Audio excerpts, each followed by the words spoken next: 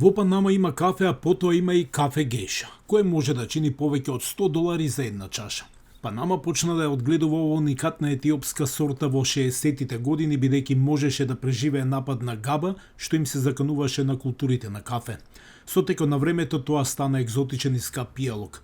Бразил, Колумбија, Мексико, Перу и Хондурас се во првите редови во производство на кафе ширум светот.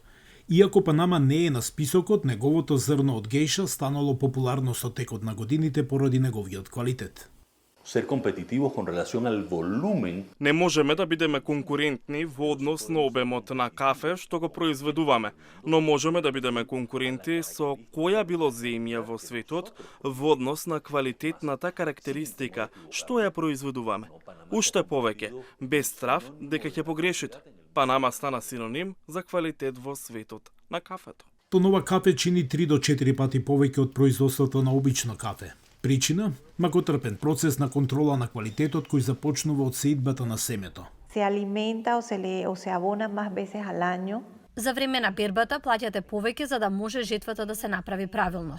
По жетвата кафето се класифицира пред да се дистрибуира, а за сето тоа треба да платите повеќе. Por lata para que la cosecha sea hecha de la manera correcta.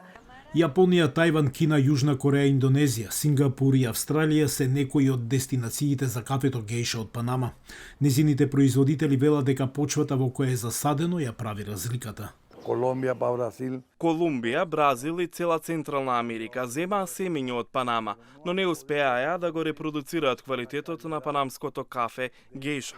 Се уште не го направија тоа. Panameños todavía no lo han hecho. Познавачите на кафе велат дека има свиленкаст вкус со ноти на екзотично овоше што го прави вредно за парите. Според експертите, кафето може да има над 800 карактеристики на вкус и над 800 ароматични соединенија. Марица Лизондро, професионална дегустаторка и една од експертите за контрола на квалитетот на кафето гейша, опишува некои од нив. Она што го прави поинакво од другите е целосно лимонско кафе. Пријатно слабо, меко и сладко.